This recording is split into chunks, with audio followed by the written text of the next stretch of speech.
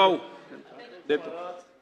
आपल्याला लक्षात असेल अध्यक्ष महाराज, काल अध्यक्ष महाराज जी घटना यादी द्या. मुंबईच्या लोकलमध्ये घडली, ती घटना खऱ्या अर्थानं मुंबईत नव्हे तर संपूर्ण महाराष्ट्राला नव्हे तर देशाला हलवून गेली. अध्यक्ष महाराज, सर्वसामान्य लोकांनी जगावं की नको जगावं, त्याला जगण्याचं स्थान आहे की नाही या सरकारमध्ये, अशा पद्धतीची परिस्थिती झाली. अध्यक्ष महाराज, आपण त्या ठिकाणी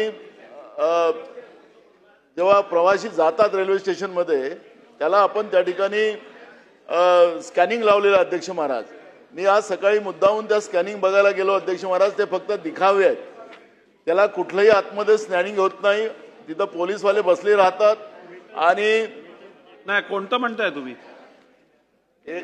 रेल्वे स्टेशनचं अध्यक्ष महाराज, ते दिखाव्यासारखं परिस्थिती आहे.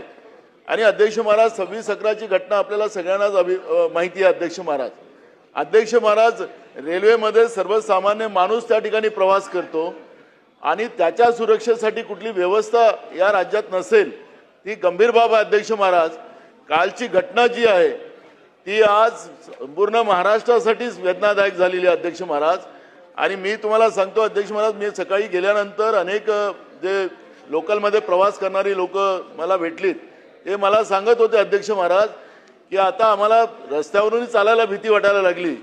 काय कायदा आपला कमी पडतो, काय सरकार कमी पडतंय, काय पोलीस प्रशासन आपलं कमी पडतंय, अशी परिस्थिती या ठिकाणी झाली. अध्यक्ष महाराज, हा गंभीर बाब आहे. आणि अध्यक्ष महाराज, तुम्ही या गंभीर प्रश्नावर तुम्ही दिलेल्या निर्णयाचा काय आम्ही विरोध करणार नाही, पण अध्यक्ष महाराज, ही गंभीर बाब आहे. आपणही मुंबई शहरातले अध्यक्ष महाराज योगायोगानं, मला असं वाटतं अध्यक्ष महाराज, हा गंभीर प्रश्न आहे.